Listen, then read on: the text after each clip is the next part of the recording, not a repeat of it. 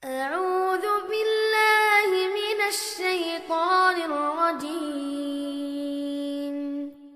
بسم الله الرحمن الرحيم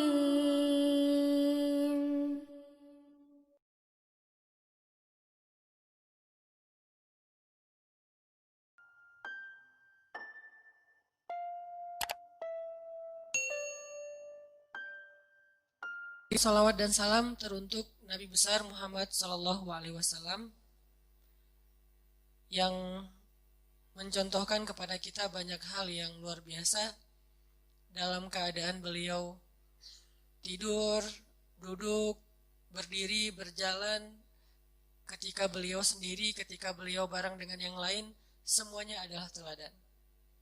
Dan masih banyak banget adegan hidup Nabi yang mungkin belum sempat kita baca atau kita pelajari. Padahal itu luar biasa.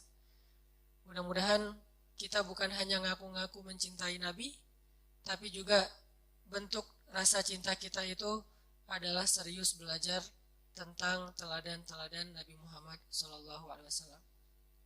Nah, ada satu kisah yang luar biasa, kisah ketika Nabi SAW selesai perang Khaybar.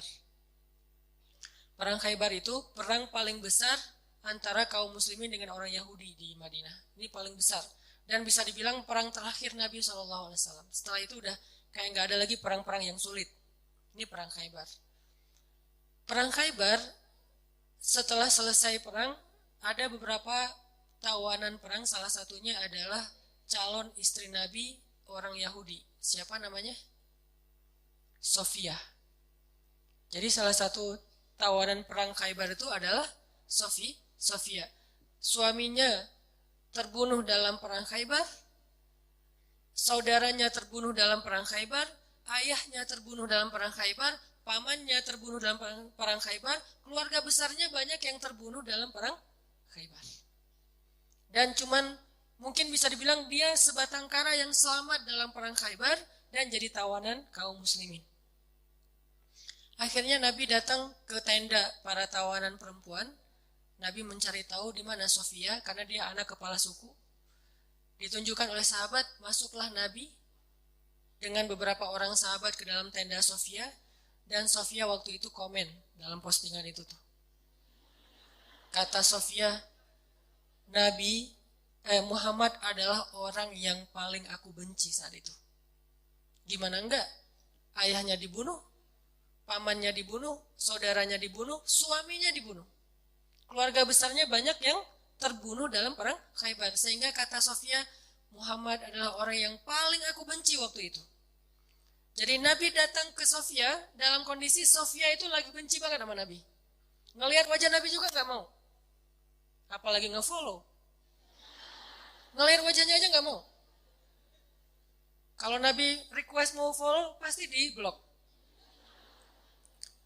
Jadi benar-benar nih, Sofia lagi marah berat dan lagi baper berat sama Nabi, lagi benci banget sebenci-bencinya dan lagi sedih sesedih-sedihnya. Gimana nggak sedih, kehilangan satu keluarga aja sedih, ini apalagi satu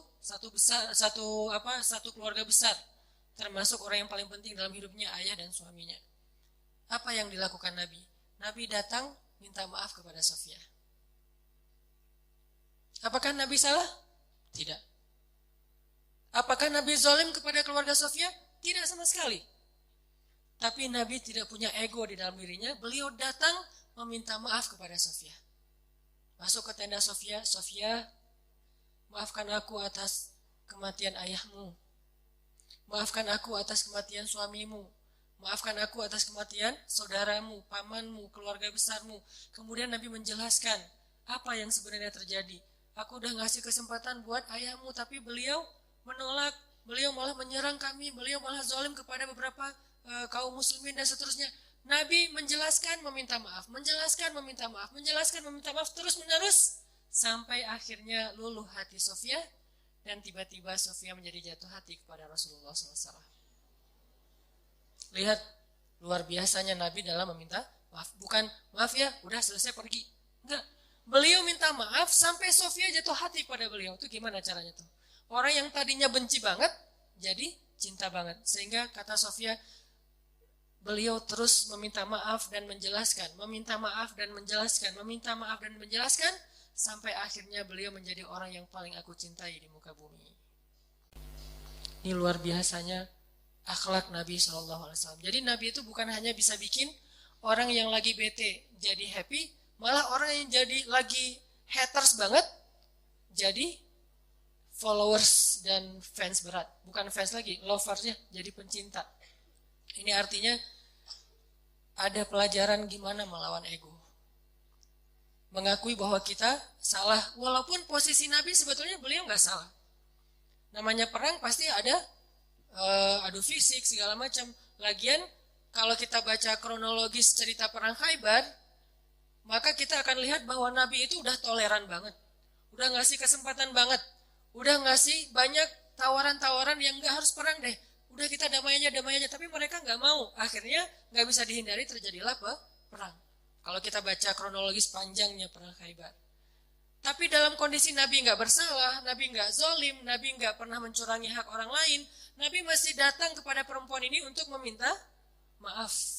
Gimana dengan kita yang mungkin kondisi kita nggak seperti Nabi yang suci, yang maksum, pasti ada salahnya kita. Walaupun kadang-kadang yang pertama salah orang lain. Yang pertama salah itu mungkin teman, salah ngomong, salah sikap, atau kadang-kadang sikapnya bukan sesuatu yang gimana, cuman diem doang. Kadang dia diem, kita baper. Akhirnya bapernya tuh berlarut-larut sampai keinget lagi yang dulu-dulu, jadilah diakumulasi jadi rame. Emang sih dia dari dulu tuh kayak gitu, dibawa yang dulu-dulu. Padahal katanya dulu udah dimaafin. Tapi masih dibawa lagi. Nah ini artinya kalau Nabi aja yang gak bersalah datang meminta maaf duluan. Dan meminta maafnya tuh gak sekali. Berjam-jam loh. Kalau kata periwayat cerita itu berjam-jam Nabi minta maaf. Sampai membuat Sofia perlahan-lahan yang tadinya gak mau ngelihat, mulai ngelihat. Yang tadinya gak mau senyum, mulai matanya agak sedikit gak mau melotot lagi gitu. Terus lama-lama Sofia mulai antusias. Lama-lama Sofia tersenyum dan kemudian Sofia malah luluh hatinya, bahkan jatuh hati kepada Nabi. Bukan karena Nabi keren, kece, bukan. Karena akhlaknya yang luar biasa. Baru Sofia mengakui kepada Nabi, mengatakan, beberapa malam yang lalu saya mimpi. Baru Sofia jujur. Mimpi apa? Saya mimpi, dalam mimpi itu rembulan jatuh ke dalam pangkuan saya. Rembulan purnama banget jatuh ke dalam pangkuan Sofia. Lalu saya ceritakan mimpi ini kepada suami saya dipukul sama suami saya, ditampar sama suaminya. Kenapa? Karena suaminya tahu makna dari mimpi. Kata suaminya, kamu jangan macam-macam. Kamu tertarik dengan laki-laki yang di Madinah, maksudnya Muhammad. Padahal Sofia nggak pernah tahu tentang Muhammad.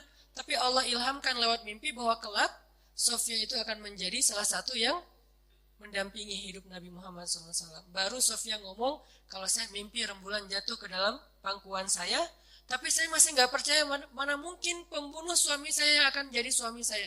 Pembunuh ayah saya bakalan mendampingi hidup saya. Tapi ketika melihat akhlak Nabi, semuanya berubah. Dialah yang paling layak untuk saya. Ini melawan ego dengan cara meminta maaf.